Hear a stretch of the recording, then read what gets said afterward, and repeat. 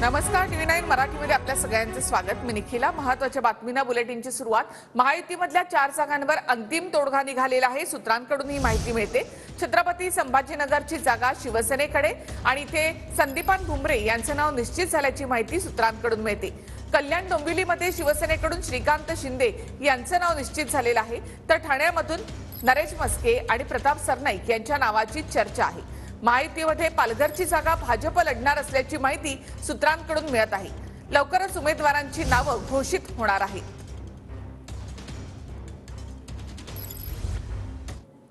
महायुतीच्या 4 जागांवर अंतिम तोडगा निघाल्याची माहिती सूत्रांकडून मिळते।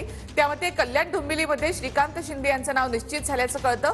ठाण्यामध्ये नरेश मस्के किंवा प्रताप सरनाईक हे उमेदवार असू शकतात। छत्रपती संभाजीनगरमध्ये संदीपान भुमरे यांच्या नावाची चर्चा आहे, तर पालघरची जागा जी आधी शिवसेनेकडे होती ती आता भाजप लढणार आहे।